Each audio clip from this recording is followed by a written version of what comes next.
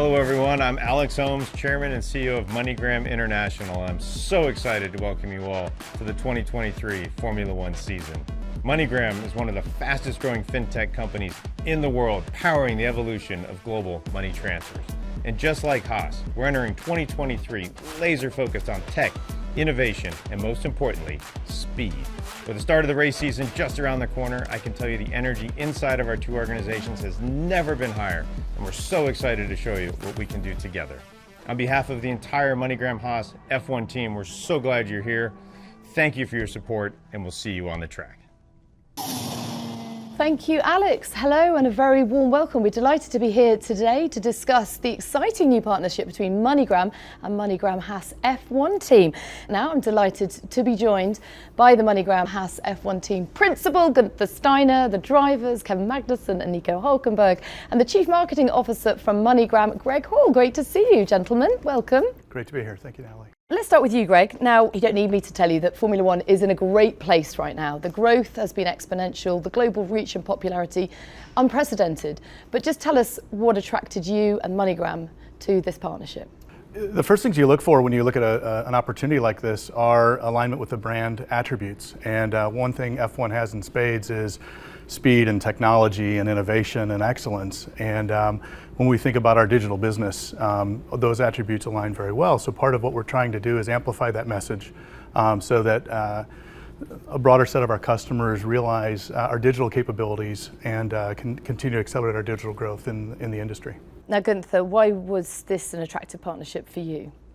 I mean, first of all, it's an expanding company. It's a US company, American company. We met Greg and Alex. There was immediately connections there. And they thankfully decided to come with us, and we embraced them. And we want to work as a team. They bring a lot of enthusiasm to the project, which helps us as well to move forward. Guenther likes a bit of enthusiasm, it's fair to say. I can't go any further, actually, without talking about the Drive to Survive phenomenon, of which this man, who we shall speak of like he's not here for a moment, has obviously been, well, he's become an icon, hasn't he, really? Let's be fair. But just tell us what it's done for the sport and how it's spoken to American people.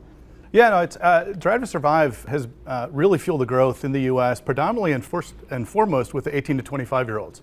During COVID, what we saw was a huge spike in viewership in that age category. We think that it's entering a lot of living rooms around the United States, and so the parents and the brothers and sisters are watching as well, and we're picking up new fans who may not have even been race fans in the past. Tell me, what is your ambition for this partnership, Guenther? The ambition is to have success on the racetrack, and if you have success on the racetrack, it will propel both companies forward. And MoneyGram wants to make their name known globally. They're an American company, but a lot of their business outside of the US, and just grow that one. That's what we want to try to help them to do. Okay, now we've got a very familiar partnership alongside you, not necessarily together, but it's good to have you back, Nico. How does it feel to be here? Well, it feels nice. It's a great feeling to be back in the car. It's been a while, but I'm ready to go and go out and take the competition. See, I think you've always been ready to go. You've just been there, ready to pounce. Talk about taking opportunities when they present themselves. Yep.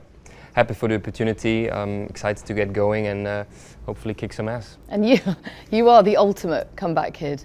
I mean, when I reflect on how you came back to the sport, it was almost like a dream, wasn't it? That performance straight out of the blocks.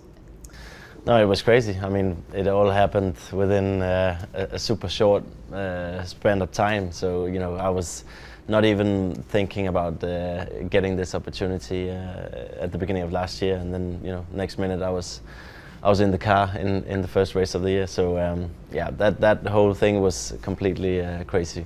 Did that exceed your expectations, Guenther, the way he performed straight off the bat? Yeah, absolutely. I thought more that you asked, why you take all these retired drivers back, I mean, it must be something to do with people which retired, But when Kevin came back, we as a team knew what he can do because he was with us before. And for circumstances which were, they were in our control, but we had to make certain decisions. He wasn't with us anymore. But when the opportunity came that we needed a driver quick in a car, we said, Kevin knows us, we know him.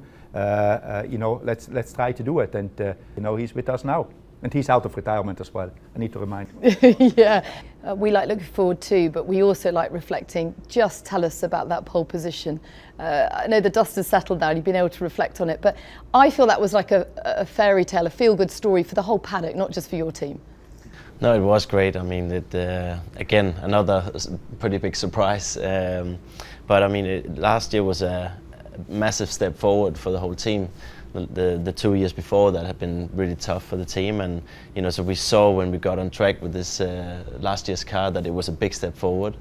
We had a few pretty good races where we scored some decent points, and then we just had that result on top of it, which didn't give any points, but it was to be in contention for pole position is a huge testament to the progress that the team has done. And as you said so many times throughout last year, it is about seizing those opportunities when they come.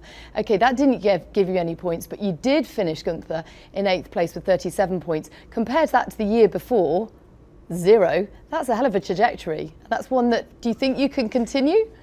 That's the plan. I mean, that's the plan to continue, and I think it maybe sounds maybe a little bit arrogant. I think we could have done better last year, but the 2 years before, as Kevin said, were very difficult for us. So you need to get your confidence back in everything. In 2018, we finished 5th in the championship, and I think we must put ourselves in a position again to contend for it. You both come to the grid this year, as you did last year, as fathers of girls, in fact. So how has it changed you being a dad? I mean, I know it's an old cliched question, but I think you seem calmer, actually, since you've become fathers. Is that true?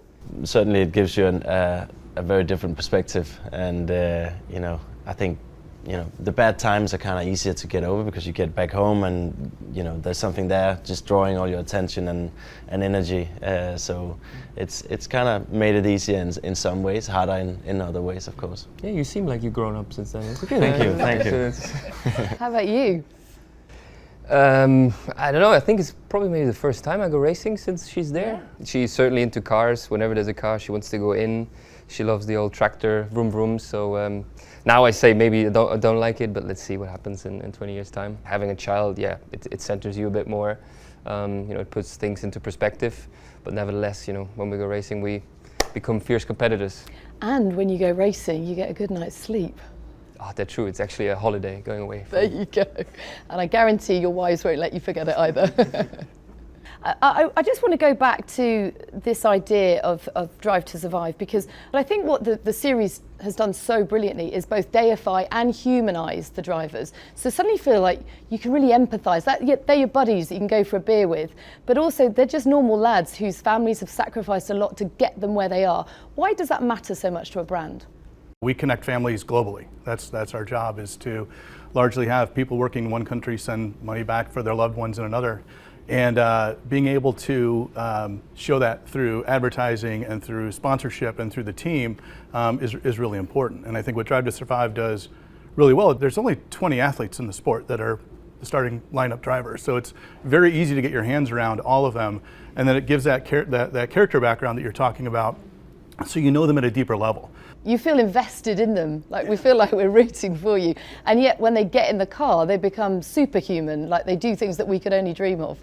Stop it now, because otherwise they will not touch the floor anymore when they walk out, You may not touch the floor either in Las Vegas. Can we just talk about the inaugural race that's coming up? I noticed that you did actually have to walk from your bedroom through the casino floor to get to the pits. How many engineers are we going to lose along the way? or drivers.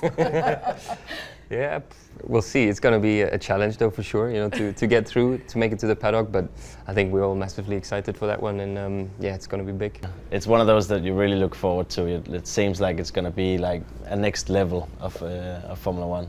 Las Vegas always does everything only the best, and so we're expecting an amazing weekend there. So.